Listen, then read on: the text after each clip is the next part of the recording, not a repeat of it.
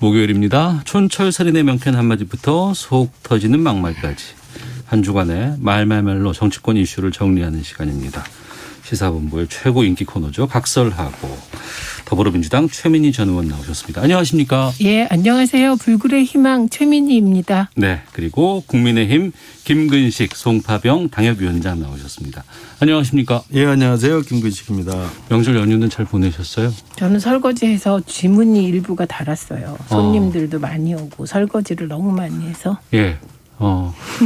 지난해에는 우리가 아무래도 코로나 상황에서 맞는 첫 번째 추석이다 보니까 되도록이면 모이지 말자 그랬었는데 이번 추석엔 그래도 네. 좀 규칙을 잘 지키면서 좀 많이 이렇게 만나는 그런 분위기였잖아요. 네, 일단 저희는 90 노모가 계세요. 예, 친정엄마가. 근데 이미 2차 접종까지 다 끝낸 사람들이 많이 있어서 그 정해진 범위 8명, 범위 내에서는 모였습니다. 네. 김근식 교수께서는 어떻게 지내셨어요?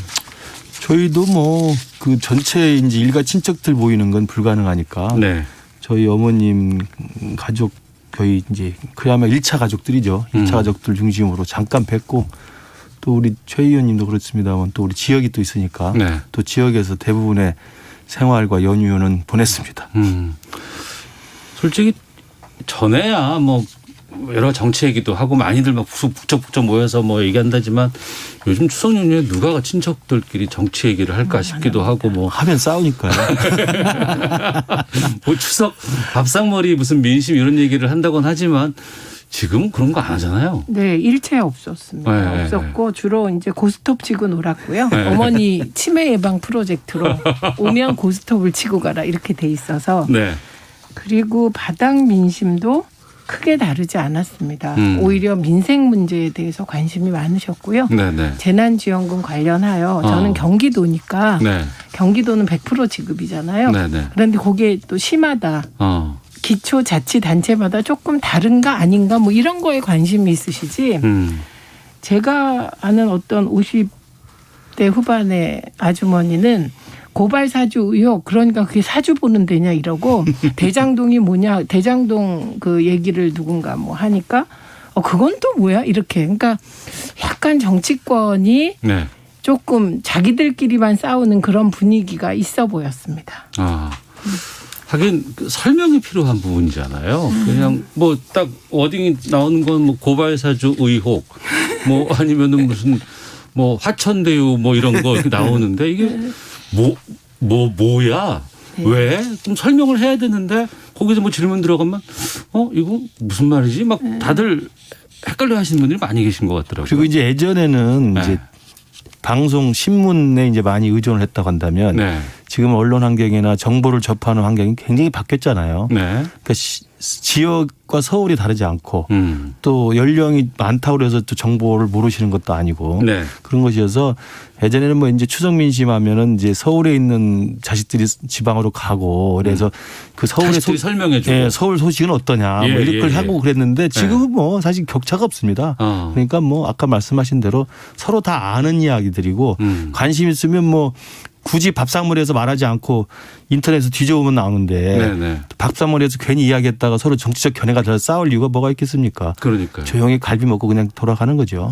예. 그럼에도 좀 여쭤보려고 하는데 하나씩 시작해 보겠습니다.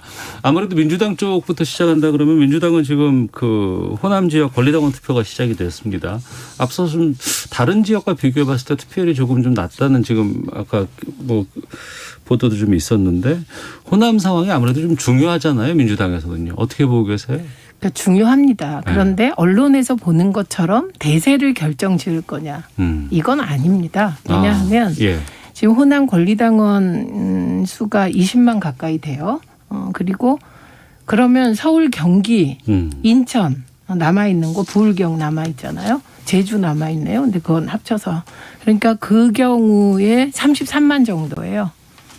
그러니까 이낙연 후보 캠프가 전략을 짜기에 굉장히 애매한 거죠. 네. 광주에 너무 집중하면 수도권을 어떻게 판단할까.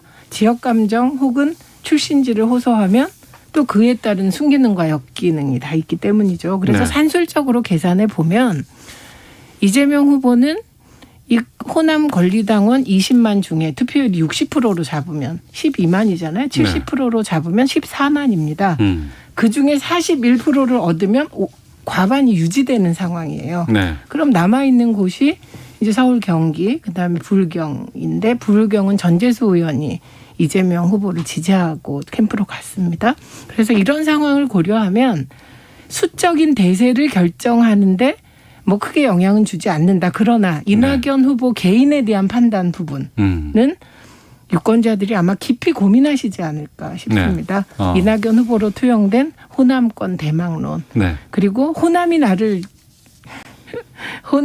버리면 끝이다는 식의 호소가 적어도 60대 이상에게는 절절하게 먹힐 것이라고 봅니다. 근데 이게 세대차가 나요. 여론조사 보면 55세 이하는 별 영향이 없습니다.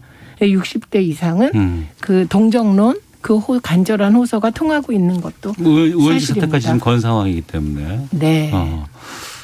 민주당 이 경선 상황은 어떻게 보고 계세요? 뭐 저희들 입장에서는 호남이 이제 대세를 바꿀지 안 바꿀지는 잘 모르겠지만 결선으로 가느냐 안 가느냐의 분수령은 되죠. 과반에 영향을 미칠 것이다. 그러니까 지금까지 이제 과반도 확실하게 이재명 지사가 초반에 제압을 해서 결선 없을 것이라는 전망이 우세했는데 호남이 어떻게 되느냐에 따라서는 뭐 1, 2위가 바뀔 수는 없을지 모르지만 그 격차가 줄어서 과반이 안 될 경우 이제 결선 투표라고 하는 것을 갈 거냐 말 거냐 이 분수령이 되는 건 맞는 것 같고요. 그래서 지켜볼 대목이 있는 것 같고 또 하나는 이제 그 중도 사퇴한 우리 정세균 총리가 다진 또 조직이 있지 않겠습니까? 근데 그분이 이제 전북을 지역 연구를 하고 있기 때문에 전북 지역의 민심이나 이제 확보된 어떤 선거인단들이 그 정세균 대표의 이제 중도 하차로 어떤 쪽을 선택할지 아마 치열할 겁니다. 근데 그 부분이 하나 제가 볼 때 이제 관전 포인트 같고 마지막 하나는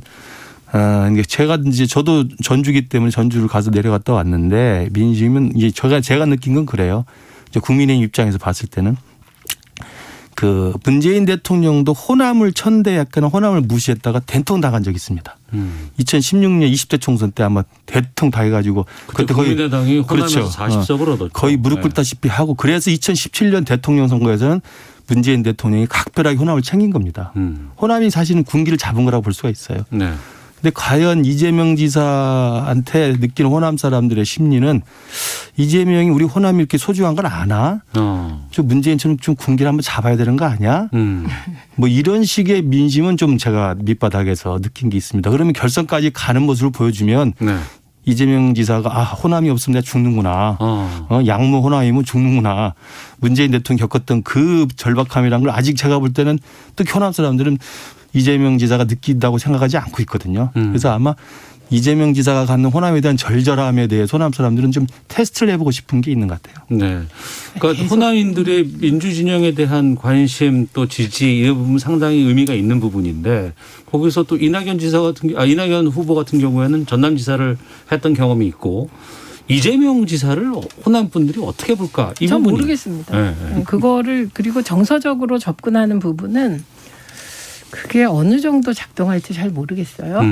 근데 호남이 흔히 전략적 투표를 한다는 말과 정서적으로 이재명을 한번 시험에 빠지게 하겠다 이 말씀이시거든요. 그건 약간 상충되는 부분이기 때문에 저는 그 정서적인 부분은 아까 말씀드린 대로 이게 세대마다 작동하는 방식이 다르다. 그렇게 60대 이상에서는 작동을 할 것이다.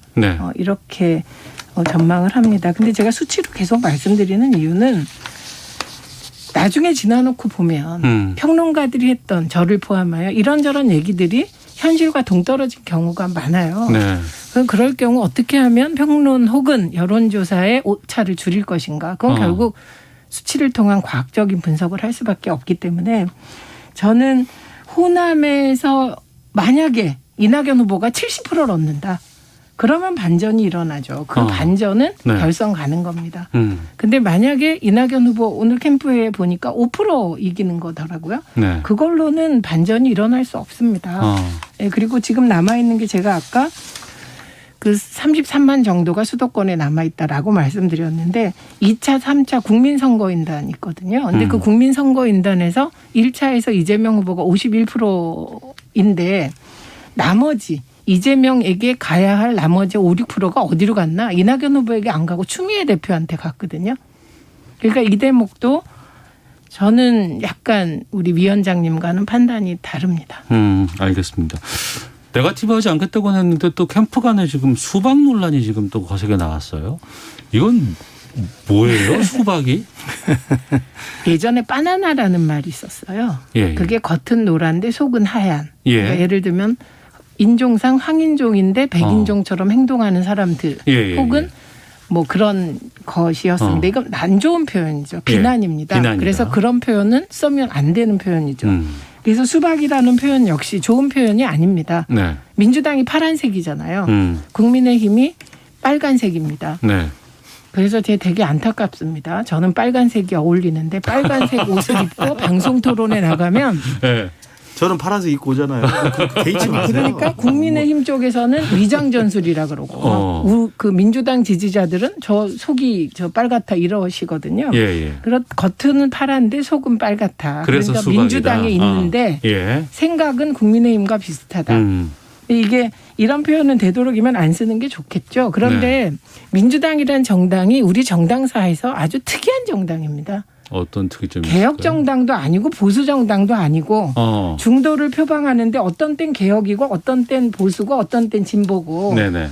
그래서 개혁적인 분들은 이렇게 수박이라고 하면서 좀 민주당에 있는데 보수는 이렇게 비아냥거리는데 이거는 뭐 큰 문제는 아니죠. 이 정도는. 근데 지금 최민희 의원이 그 수박의 뜻을 정확히 지금 그 수박에 깔려 있는 정치적인 그 의미를 좀 설명을 해 주셨어요. 그러니까 겉은 파란데 속은 빨간 거기 때문에 민주당 내에서 이제 저건 우리 민주당으로 활동하는 것 같은데 속내를 들여다보면 저긴 국민의힘과 똑같다 이런 부분들을 비하할 때 쓰는 발언이기 때문에 굉장히 안 좋은 표현이라고 그랬는데 그걸 지금 이재명 지사가 썼지 않습니까? 그것도 지금 대장동 개발 의혹을 막 반박하면서 지금 연휴 때 보니까 열 몇 개 페이스북을 올렸어요. 굉장히 제가 볼 때 좀 격앙된 분위기인 것 같아요. 격앙되다 보니까 아마 실수가 튀어나오는 것 같은데 수박 기득권이라는 표현을 썼습니다. 그러니까 민주당 내 수박 기득권을 의미하는 것으로 문맥상 해석이 되고 또 이재명 캠프의 우호적인 우리 최민희 의원께서 수박의 의미를 정확히 민주당인 것 같은데 사실은 국민의힘이라는 건 사람들을 비하하는 표현이기 때문에 저는 이재명 지사가 이건 굉장히 실수한 거라고 생각이 듭니다. 네. 저는 이재명 캠프의 우호적이다 이거 아니고요. 저는 사안 사안마다 다릅니다. 그런데 저는 이런 수박이라든지 뭐 예를 들면 BBK 이명박과 이재명이 같다. 이게 이낙연 캠프에서 나온 말이에요. 이런 말이 오가는 것 자체가 지금요. 민주당 지지율을 전체적으로 떨어뜨리고 있습니다. 둘 다 동의하진 않습니다. 네. 그런데 이재명 후보가 8개나 되는 페북을 했다. 그거는 제도 언론이 일방적으로 조선일보가 시작을 했고 언론이 대부분 따라가고 있고 그리고 이게 되게 복잡해진 거는 이낙연 캠프가 국민의힘하고 한 목소리를 내고 있기 때문이에요. 그러니까 지금 전선이 이상하게 된 거예요. 그것도 이낙연 캠프도 곤혹스러울 것 같아요. 경선 과정에서는 서로 약점을 공격하게 되는데 여기에 국민의힘이 참전한 형국이 된 거예요. 그러니까 지금 보면 이낙연 캠프, 국민의힘 그리고 윤석열 캠프 그리고 조선일보 등 소위 과거의 메이저 언론이라는 쪽이 한 목소리로 이재명 후보를 공격하고 있습니다. 그러니까 이재명 후보의 입장을 전해주는 언론은 모니터해 보시면 거의 없거든요. 그러니까 후보 본인이 그만큼 절박하게 느꼈다. 그러면 그 절박해서 8개 올린 내용이 과연 경선에 도움이 되겠느냐 안 되겠느냐. 이 부분은 또 냉정히 분석을 해봐야죠. 제가 8개 이상 올렸고요. 열 몇 개 올린 것 같은데 내용이 이제 제가 왜 격앙됐다고 이재명 지사의 그 이번 추석 연휴 때 대장동에 대한 입장을 제가 보고 제가 안타까워서 말씀드리는 거예요. 제가 이재명 캠프 핵심 참모라면 이렇게 대응하지 마십시오. 저는 열심히 하려고 했는데 이렇게 7명의 특정 개인에게 수천억이 가는 걸 몰랐습니다. 지금이라도 정말 사과드립니다라고 했으면 이 문제가 커지지 않습니다. 왜냐하면 이재명 지사 성격상 단돈 1원이라도 받을 사람이 아닌 거로 저는 생각이 들고 저도 받았도 흔적이 안 남길 뿐입니다. 그걸 찾아도 안 나와요. 그러면 그렇게 겸손하게 이야기를 했으면 국민들의 분노를 좀 잠재워줬으면 되는데 고개를 빳빳이 들고 내가 뭘 잘못했느냐. 나는 5,500원을 가져왔단 말이야. 공영개발한 건데 나는 성과인데 왜 너희들이 나를 응해하느냐. 이건 국민의힘 게이트다. 토건 귀족들의 저항이다. 오히려 수박 기득권처럼 민주당 내에서 저 국민의힘 편드는 놈들이 문제다는 식으로 하니까 전선이 확대된 측면이 있고 그래서 제가 볼 때는 이재명 지사 캠프로서는 아마 이 시기를 지나보면 알겠지만 제 3자 입장에서 보면 초기 대응이 굉장히 잘못된 거예요. 아니 저렇게 말씀하시면 안 되죠. 그러니까 국민의힘에 계신 거고 정확히 김근식 위원장은 국민의힘의 당협위원장이세요. 그러니까 국민의힘 시각에서 저렇게 말씀하실 수 있는데 애초에 이건 가짜뉴스로 시작된 거고 이거 솔직히 주장하고자 하는 게 뭡니까? 지금 말씀하시지만 두 가지 얘기를 하셨어요. 하나는 이재명 후보가 안 받았으리라고 생각한다. 그걸로 잠깐만요. 끝내셔야지. 두 번째, 받았어도 흔적을 안 남길 사람이다. 그건 말이 되는 말을 해야죠. 아니 증거도 없이 그렇게 말씀하시면 안 되죠. 의혹 제기 단계인데 우선 두 가지 확실하게 아닌 게 나왔고 그 중에 하나는 이재명 후보 아들이 화천대유에 근무한다는 거예요. 조선일보가 시작했거든요. 장기표 후보하고. 그런데 조선일보가 공개적으로 사과했습니다. 사실이 아니다. 그리고 대신 누가 나왔습니까? 곽상도 의원 아들이 7년간 근무했는데 이게 너무 석연치 않은 게 경찰 조사가 시작되고 그만뒀어요. 왜 하필 경찰 조사가 시작된 뒤 그만둡니까? 그다음에 이한주 경기연구원장이 있습니다. 이분이 이름이 이한주예요. 그런데 화천대유 천화동인 쪽에 이현주가 있대요. 야 이거 형제다. 그래갖고 또 그 측근 비리다 이러지 않았습니까? 근데 이한주 원장은 외동 아들이거든요. 그러니까 이런 식으로 없는 사실을 만들어서 공격하는데 저는 뭐 격앙될 수 있다고 생각합니다. 그러니까 격앙됐으니까 대응을 특검이나 국조를 받으면 됩니다. 그러니까 본질이 이게 국민의힘 등장인물이고 국민의힘 게이트인데 왜 그걸 반대합니까? 아니 그걸 이재명 후보는 반대한 적 없어요. 아닙니다. 수사는 다 받겠다. 또 반대를 했어요. 아니 그러니까 박주민 총괄선대본부장이 반대를 했고 아니 뭐 당당하고 떳떳하고 잠시만요. 아무것도 이게 가짜 뉴스를 생산하는 건데 그걸 받으시면 제가 볼 때 국민의힘 인물들이 막 드러날 거 아닙니까? 잡혀갈 거 아닙니까? 제가 뭐 예를 들면 공영개발을 왜 안 했냐. 당시 성남시 의회는 한나라당이 장악하고 있었고요. 공영개발하겠다고 8천억 채권 발행하겠다니까 부결시킨 게 한나라당입니다. 국힘 쪽이죠. 그래서 이거는 상관이 없어요. 그럼 저는 조건이 있습니다. 윤석열 검찰의 선거 개입 의혹 그리고 검찰 권력 사유화해서 그 아내와 측근 보호하려고 했던 의혹 그거 특검 국정조사 해야죠. 그러니까 이낙연 캠프가 가장 잘못한 것은 고발 사주, 검찰의 선거 개입, 이 국기문란 사건을 경선 과정에서 덮어버렸다는 겁니다. 민주당 내 후보에 대한 공격으로. 알겠습니다. 국민의힘 경선 과정을 여쭤보고 그 이후에 이제 이 대장동 관련해서 여러 가지 지금 논란이 나오는 걸 다루려고 그랬는데 두 분께서 자연스럽게 글로 가주셔가지고 국민의힘 경선 상황은 저희가 끝에 하고 기상청하고 교통정보 확인하고 돌아와서 바로 그냥 이 준비된 그 여러 가지 대장지구 의혹에 대해서 좀 말씀을 이어가도록 하겠습니다. 박설하고 더불어민주당 최민희 전 의원, 국민의힘 김근식 전 비전전략실장과 함께 말씀 나누고 있습니다.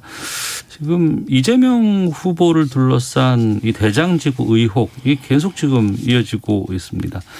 앞서서도 두 분께서 열띤 토론해 주셨는데요. 준비된 인서트가 저희가 있거든요. 이거 듣고 두 분과 계속 말씀 이어가도록 하겠습니다. 국민의힘이 대장동 의혹 공세에 고삐를 조였습니다. 이런 한 장 받은 것 없고 수사에 100% 동의한다고 밝혔고 민주당이 특검과 국정조사에 조속히 동의하지 않을 이유가 전혀 없습니다. 민주당 후보라고 해서 진상규명을 제대로 안 한다고 하면은 국민들께서 아마 어떤 심판을 하지 않겠나. 공세는 호남 경선을 앞둔 여당 내에서도 이어졌습니다. 인간이 그렇게 많은 이익을 가져가는 공영개발은 순수한 공영개발은 아니라고 볼 수가 있죠. 전에는 왜 민간 개발 못하게 하고 공공이 끼어들어서 개발 이익을 강제로 뺏어가느냐라고 저를 비난하더니 최근에는 입장을 완전히 180도 바꿔서 왜 덜 뺏었느냐. 국민의힘의 특검과 국정조사 요구에 대해 이재명 후보는 저질 정치 공세라고 했고 민주당은 고발 사주 의혹을 덮으려는 의도라고 맞섰습니다. 네, 국민의힘 김기현 원내대표, 또 윤석열 후보, 그리고 민주당의 이낙연, 이재명 두 후보의 목소리까지 들으셨습니다. 국민의힘은 특검, 국정조사 공식 요구하고 있는 상황인데 지금 어떤 입장인 거예요? 국민의힘이 정확한 입장. 그러니까 아까 그 이서트에 나온 대로입니다. 네. 그 지금 이재명 지사께서 수사를 스스로 자청하시고 공식 의뢰하지 않았습니까? 네. 그리고 일을 한 장 받은 게 없다고 말씀하셨고, 그리고 이건 파원팔수록 국민의힘 사람들이 등장하는 국민의힘 게이트고 오히려 본인이 성남시장에 있을 때 자신의 이 공영 개발을 반대했던 토건 귀족, 토건 세력들이 아마 이게 숨어 있을 것이다. 그들의 네. 이제 저항이다. 이렇게 이야기를 하셨기 때문에 뭐 지금 뭐 용산경찰서 뭐 진흥팀에서 뭐 수사를 하고 있다는 그러는데 이 대장동 개발 의혹에 대한 수사를 하는 게 아니고요. 그 금융거래원인가에서 수상한 자금이 포착돼 가지고 화천대유의 대표라는 분에 대한 수사가 잠깐 들어간 거지 본격적인 수사가 지금 시작이 되지 않고 있어요. 그러니까 아까 최 의원님 말씀대로 윤석열 후보의 그 지금 고발사주 의혹도 같이 하자고 그러는데 뭐 당연히 저는 할 수 있다고 생각합니다. 그리고 고발사주 의혹은 이미 알려진 대로 공수처도 수사에 나섰고 중앙지검도 수사에 나서서 압수수색하고 있고 그 이미 다 수사를 진행하고 있어요. 강제 수사를. 그러니까 뭐 그건 저는 더 신속하게 더 공정하게 엄정하게 했으면 좋겠고요. 네. 마찬가지로 대장동 의혹이 또 지금 이미 민주당 내에서도 주장을 하고 있고 이재명 지사 측도 이재명 본인도 당당하다. 이거 당연히 수사를 받아야 된다. 이렇게 하고 있기 때문에 국민의힘도 뭐 나서서 지금 하겠다는 거 아니겠습니까? 근데 까면 갈수록 국민의힘이 나온다고 하시니 국민의힘 그걸 자청하고 받아보겠다는 거니까 왜 국정조사나 특검을 안 하는지 그게 이해가 되지 않는 거죠. 왜냐하면 국정조사는 여야가 합의만 하면 되는 겁니다. 네. 특검도 여야가 합의만 하면 되는 거예요. 그래서 신속한 수사와 강제 수사를 통해서 국민들의 의혹과 분노가 지금 날이 갈수록 커지고 있으니 좀 낱낱이 밝혔으면 좋겠다. 국민의힘이 나오면 좀 국민의힘도 다 잘라야 된다고 생각합니다. 우선 경찰이 수사 내사한 게 2달 정도 됐다고 합니다. 네. 그리고 2달 내사해서 뭔가 나오면 강제 수사에 들어가겠죠. 근데 지금 내사를 2달 전부터 했대요. 그다음에 검찰은 수사에 들어갔습니다. 그런 논리라면 그 윤석열 전 총장 관련한 검찰의 선거 개입 의혹, 그리고 윤석열 전 총장의 아내와 측근을 보호하기 위한 검찰 권력 사유화 의혹도 같은 상황이에요. 공수처만 안 들어간 건데 이거는 공수처가 뭐 꼬리가 있어야 하지 않겠습니까? 그래서 저는 저 의도는 명백하죠. 이게 뭐 특수법인, 뭐 AMC, 뭐 SPC, 성남의들, 화천대유, 천화동인 막 복잡하니까 사실 국정조사 제가 많이 해봤거든요. 국정조사 전문 국회의원이라는 별명이 붙을 정도로. 네. 그런데 국정조사에서 사실을 밝혀내서 뭐가 정리되는 거 본 적 없어요. 그래서 저는 민주당이 받는다면 윤석열 전 총장 관련한 국기문란 사건과 의혹과 이 사건에 대해서 특검 동시에 민주당이 받을 수 있다고 생각합니다. 그리고 저는 국민의힘이 이낙연 캠프가 굉장히 예쁠 것 같아요. 왜냐하면 보통 대선을 앞두면 이게 네. 진영으로 갈라지거든요.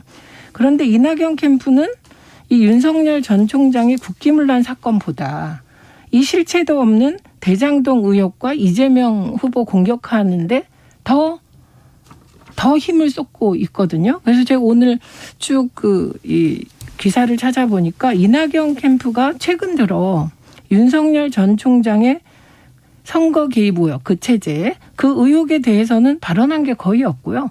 거의 이재명 공격이더군요. 그래서 아마도 국민의힘은 이낙연 캠프나 이낙연 후보가 예쁘겠지만 그거는 별개의 정서고 사실은 이건 민주당이 이렇게 소극적으로 대응하는 건 이해하기 어려운 거라고 생각합니다. 네. 그러면 두 분께 좀 여쭤볼까 하는데 그 윤석열 캠프의 고발사주 의혹 관련된 뭐 이야기들 그리고 말씀해 주신 이재명 후보의 뭐 이 대장지구 의혹과 관련해서 이게 수사를 하거나 뭐 조사를 한다거나 여러 가지 뭐 특검을 한다거나 해도 대선 때까지 끝날 것 같지는 안 끝나죠. 그러니까 이제 정치 공세하는 거죠. 그런데 의혹이 있으면 네. 의혹에 대한 그 진실을 규명을 해야 되고요. 해야 되고. 그다음에 그 의혹이 단순히 뭐 정치권에서 부풀리는 게 아니라 네. 국민들의 시선에서 봤을 때 저거 이상하다라고 보는 거 아니겠어요. 그러니까 여든 야든 우리 의원님 말씀대로 윤석열 총장 고발 사직 의혹이 이건 이미 수사가 지금 강제 수사가 여러 군데도 진행되고 있어요. 이미 압수수색 다 했고 김웅 의원은 뭐 휴대폰 다 뺏겼고 자동차까지 압수수색 당했다는 거 아닙니까? 그러니까 공수처가 하고 중앙지검이 하고 대검이 또 하고 있고 경찰도 하고 있고 이렇게 하고 있으니 그건 저는 정말 신속하게 빨리 해주기를 바라고요. 그리고 또 하나 마찬가지로 대장동 의혹도 경찰이 2달간 내사하고 있다는 그게 뭐냐면 안 했다는 겁니다. 그냥 뭉개고 있었다는 거예요. 그래서 이 부분에 대해서도 검찰이나 어디든지 정말 강제 수사에 돌입을 해서 네. 저는 이재명에서 나올지 안 나올지 저는 모르겠습니다. 그러나 이게 투명하게 밝혀줘야 이재명 지사가 본선 후보가 되더라도 본선 경쟁력에서 이른바 이제 불안함이 없다고 볼 수가 있는 거고 이낙연 후보 측 그래서 제일 주장하는 게 그거 아닙니까? 아니 덜커덕 지금 곧 10월이면 뽑아놓게 되는데 뽑아놓은 후보 이재명 후보가 될 텐데 이분이 만약에 본선에 가서 덜커덕 뭐가 나오면 어떡하냐. 이런 불안감에 대한 설명을 계속 하고 있는 것이어서 저는 이재명 지사 본인이나 이재명 지사 캠프의 박주민 의원이나 또 민주당에 있는 이재명 캠프를 돕는 분들이 왜 국정조사나 특검을 반대하지 납득이 되지 않아요. 빨리 털고 갔으면 좋겠는데. 지금도 말씀하시는 거 보면 이낙연 후보 캠프 얘기를 대변해 주시고 계시거든요. 지금 상황이 그래요. 그런데 이 대장동과 관련하여서는 사실은 이미 이재명 후보는 경기도지사에 당선된 이후 관련한 고발을 당했습니다. 네. 어떤 고발을 당했냐면 이재명 지사가 후보 시절에 내가 대장동 개발을 해서 이게 민간이 다 뺏어갈 것을 이걸 잘해서 성남시에 얼마를 벌어줬다 그랬어요. 그러니까 이걸 고발을 합니다. 그게 여러 가지 어려운 조건에서 그거를 검찰과 경찰이 탈탈 털어서 결국은 뭘로 고발했냐. 아직까지 대장동의 이익이 성남시에 들어오지 않았는데 마치 들어온 것처럼 내가 돈을 벌었다. 이렇게 얘기했다고 이게 허위사실 유포라고 공직선거법으로 고발했습니다. 그거 좀 차원이 다른 거죠. 아니 그건 다른 거죠. 잠깐만 계세요. 2018년 선거 때 나온 허위사실이기 때문에 대장동 의혹은 전혀 다른 거죠. 아닙니다. 차원이 다른 이야기죠. 의혹 갖고는. 아니 그래서 그때 이게 다 나온 자료인데요. 그때 이미 검찰이 경찰이 성남의 뜰 등등을 다 털었다는 거예요. 네. 그래서 만일 그때 1원이라도 받은 게 나왔으면 이재명 후보는 그냥 끝난 거죠. 그런데 이 대장동과 관련한 얼마를 벌었다. 알겠습니다. 이게 허위사실 유포가 아니다. 네네. 그래서 무죄 났습니다. 1심 무죄, 2심 무죄, 대법원 무죄이고요. 그러니까 그때 감사원이. 공직선거법상 허위사실 유포는 성남시장이 이미 그 개발 이익이 실현되지 않았는데 그것들 실현됐다고 말해서 허위사실 유포로 된 거지. 그런데 그렇게 하게 된 이유가. 개장동 사업에 7명의 특정 민간인 개인이 5천억, 4천억 원 이상을 가져갔다는 의혹이 전혀 없었던 거예요. 아니 그건 끝나도 이거 다른 거죠. 프로그램 끝나도 아니 안 지금 잘 되거든요. 모르시는데 이미 제가 말씀을 드렸고요. 잠깐만요. 같은 걸로 설명하면서 아닙니다. 경찰이 이미 조사 그때 고발된 게 공직선거법상으로만 고발된 게 아니에요. 마지막 방송이라서 더 하시고 싶은 말 아니 맞아요. 마지막에 대장동 탈탈 털었는데 나온 게 하나도 없어서 어거지로 붙여서 그렇게 고발이 된 겁니다. 예. 저희가 앞서 이 시간을 다 다루고 국민의힘 이 경선 상황도 좀 알아보려고 했는데 그건 지금 다 시간이 돼서 그래도 짧게라도 좀 여쭤봐야 될 것 같은데 국민의힘은 지금 윤석열 후보 그리고 홍준표 후보의 아주 그냥 약진 이 상황으로 지금 계속 가고 있는 건 맞죠? 그렇죠. 그러니까 뭐 추석 연휴 기간에도 여론조사에는 큰 흐름은 뭐 변동이 없는 것 같아요. 네. 그러니까 앞서가는 윤석열 후보를 지금 홍준표 후보가 좀 추격하고 있는 바짝 추격하고 있는 이런 형국이고 그래서 오늘도 이제 토론이 한 번 있고요. 그래서 이번에 이제 10월 8일 날 4명으로 압축하는 2차 컷오프가 있습니다. 그때까지 6번의 토론회가 있기 때문에 아마 TV 토론 여부의 그 변수하고 그리고 이제 지금 이야기된 윤석열 후보도 지금 고발 사직 의혹들이 지금 수사를 받고 있기 때문에 이런 리스크를 어떻게 관리가 될 것인지가 아마 변수가 될 것 같습니다. 최민희 의원께서는 국민의힘 상황은 어떻게 보고 계셨어요? 뭐 흥미롭게 보고. 왜냐하면 홍준표 후보의 약진이 두드러지니까요. 그런데 우선 윤석열 전 총장은 이런 검찰의 선거 개입이라든가 측근 보호를 그 아내 보호를 위한 검찰 권력의 사유화 이것뿐만 아니라 아내의 도이치모터스 주가 조작 관련 의혹 그리고 아내가 사모펀드 한 건 사실이잖아요. 사모펀드는 죄악이라고 하신 분 아니었나요? 그리고 장모가 이미 의료 사기건으로 법정 구속됐고요. 그리고 사문서 위조. 네? 잔고증명 위조건으로 지금 저도 한 1분 주세요, 그러면. 재판이 진행되고 나는 있습니다. 시간 없을 줄 알고 그냥 일찍 끝냈더니. 그러니까 예. 네, 아니 좀 길지 않아요. 제가 말하면 저렇게 아니 끼어들어. 나는 마지막 국민의힘 경선 물어보길래 짧게 마지막인 줄 알고 짧게 한 아니요. 거예요. 그렇기 때문에 네. 윤석열 전 총장 리스크가 매우 크다. 그리고 그것이 여론에 어떻게 반영될지 매우 궁금하다. 알겠습니다. 네, 이렇게 생각합니다. 저도 그 상식적으로 할게요. 그럼 그러니까 저도 해야죠. 이재명 지사도 제가 볼 때 대장동 의혹은 과거 여배우 스캔들, 형수 예. 욕설, 기타 등등의 그런 인성과 여러 가지 의혹에 대한 것들 잘 빠져나오셨는데 이번에 대장동 의혹은 제가 볼 때 빠져나가기 쉽지 알겠습니다. 않을 것이다. 아니 그렇게 보고 있습니다. 빠져나가기 쉽지 않을 뒷코너가 것이라는 지금 좀 기다리고 추측은요. 있어서 여기서 말이 안 돼요. 그리고 예. 정말 찌질하십니다. 그런 말씀을 지금 방송에 하시면 되겠습니까? 그래서 민주당 욕먹는 거예요. 네. 각서라고 참 마치도록 예의 없으셔. 하겠습니다. 두 분 말씀 고마웠습니다. 고맙습니다. 네, 감사합니다. 예.